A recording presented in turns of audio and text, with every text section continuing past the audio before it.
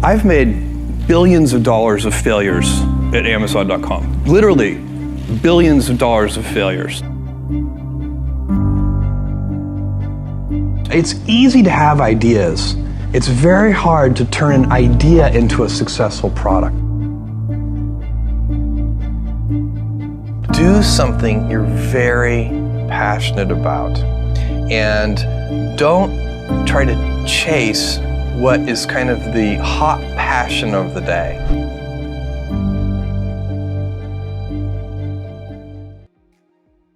My job, one of my jobs as the leader of Amazon, is to encourage people to be bold.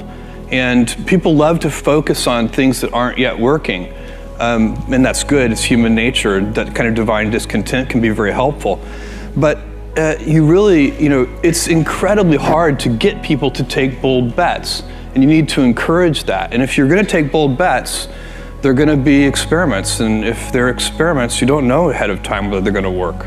Experiments are by their very nature prone to failure. But big successes, a few big successes, compensate for dozens and dozens of things that didn't work. So, bold bets, AWS, Kindle, Amazon Prime, our third-party seller business, all of those things are examples of bold bets that did work, and they pay for a lot of experiments. I've made billions of dollars of failures at Amazon.com. Literally, billions of dollars of failures.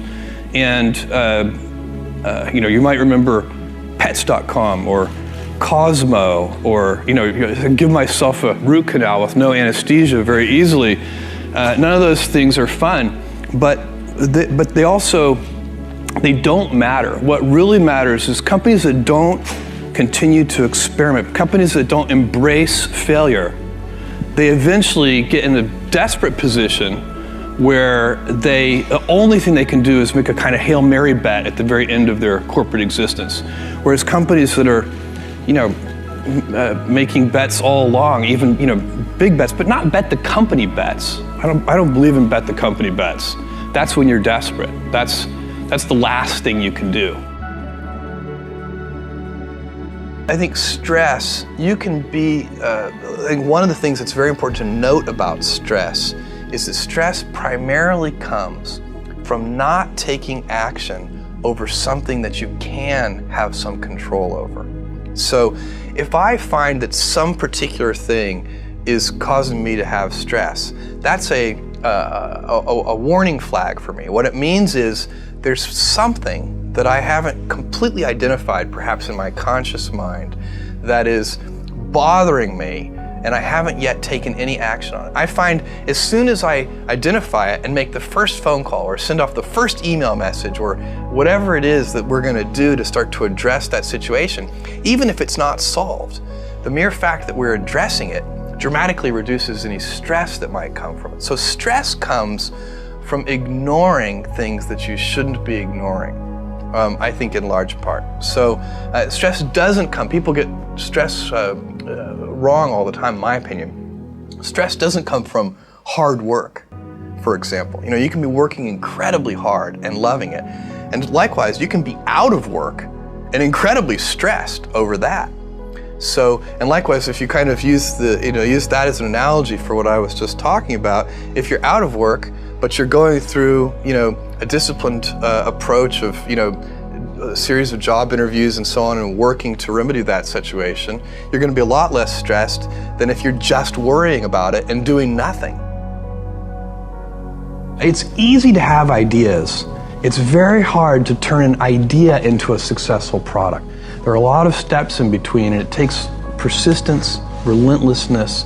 So I always tell people who are, who think they want to be entrepreneurs, you need a combination of stubborn relentlessness and flexibility.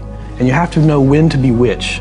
And basically you need to be stubborn on your vision, because otherwise it'll be too easy to give up.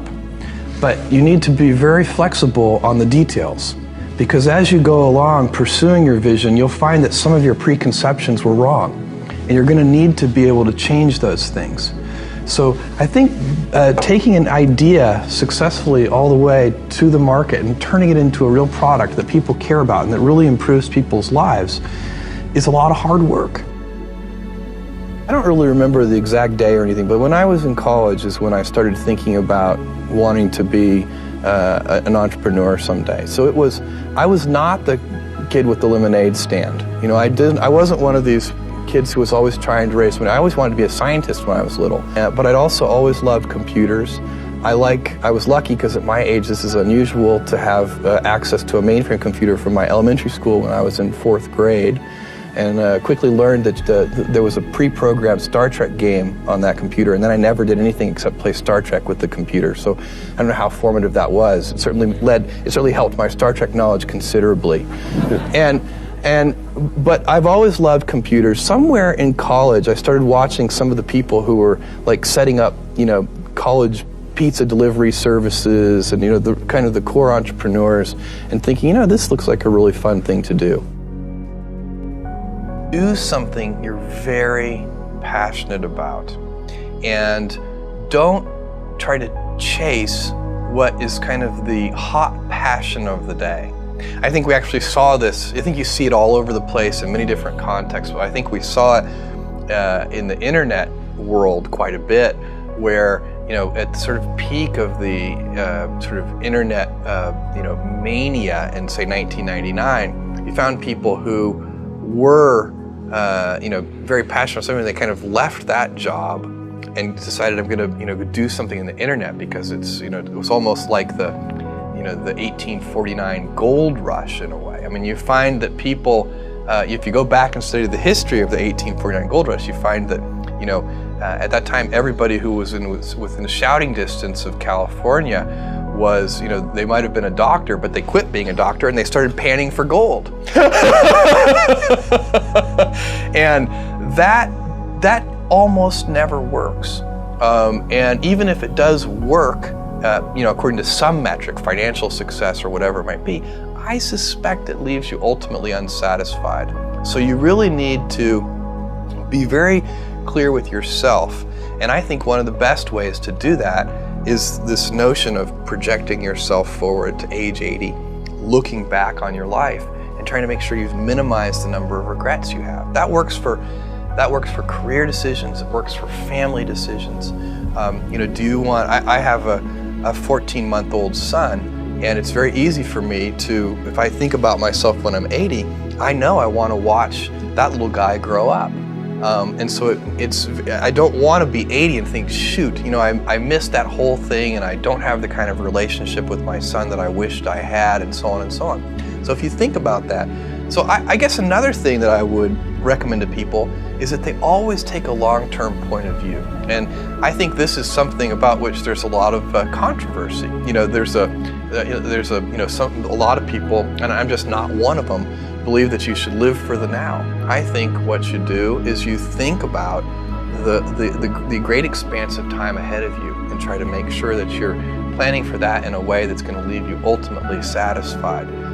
So this is the way it works for me. And I mean, everybody needs to find that for themselves. So I think there are a lot of paths to satisfaction, and you need to find one that works for you.